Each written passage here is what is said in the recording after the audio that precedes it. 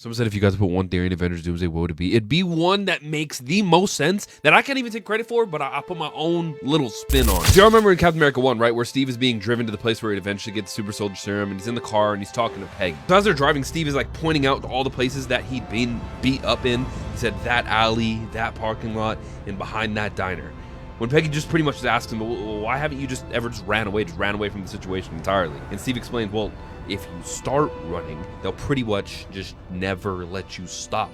And that it's always just better to stand up and fight. But it's also the same scene that sets up the entire movie where Steve is pretty much telling Peggy that he's never had a dance with a woman before because he's always claimed that he's just been waiting for the right partner. Well, fast forward to the end of the movie, and Steve decides that he's gonna have to land this plane in the water. There's no other choice, and obviously he isn't gonna make it. So they're on the comms and they're talking, and they set up a date and a time and a place on where they decide to have the very first date, and then the comms go black. Then Steve wakes up. He realizes that he's just laying on a hospital bed, but he's listening to a baseball game on the radio. With one thing that's just a little bit off, the fact that he was at that game that he's listening to on the radio, and he knows that something is off. First, a nurse comes rushing in, and then the guards after that, and he knows that he has to run. He has to make a break for it. He bursts through the room, bursts out the front doors of this building that he's now in, and he looks around, but now he's standing in the middle of 2011 Times Square. He realizes that he'd been asleep for almost 70 years, but most importantly, he missed that first date.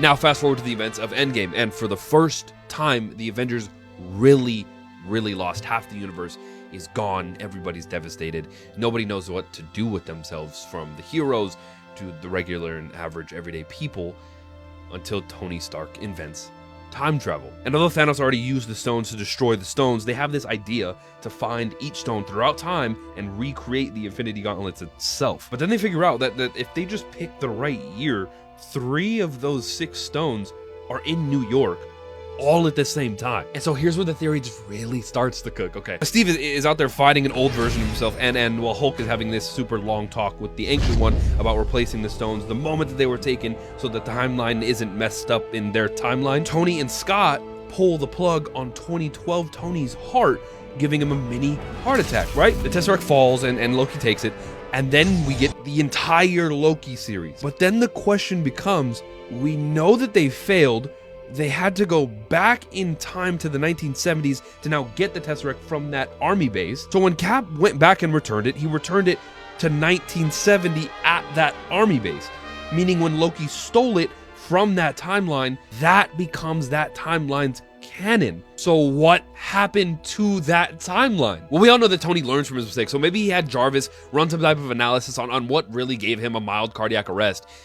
And that's when Jarvis tells him, Sir, somebody was inside your heart. Tony says, no, that can't be. What do you mean that someone was inside my heart? Pull up surveillance. And when he does, he sees just that. He watches himself fly into a window as the Avengers surrounding Loki, and then watches a little man get flicked into his shirt. Then immediately after, watches Cap get into an elevator and whisper, "Hail Hydra." He then sits there on the surveillance and he watches 2 Captain Americas fight each other.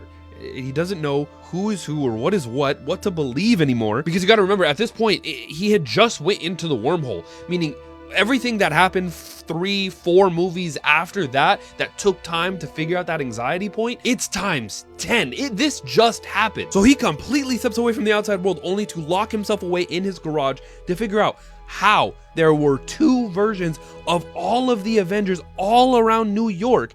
And then he figures out that it was time travel. And so instead of dedicating the next 10 years of his life to becoming a better person for the people of Earth, he dedicates the next 10 years to figuring out time itself for the people of time. He figures out everything that there is to know about time: nexus events, variants, anchor beings, branches, and most importantly, incursions. And that's when he finds out, due to the events of Endgame, the Avengers caused an incursion that would destroy his timeline. Everybody, everything that he cares about is going to be annihilated. Rhodey, gone.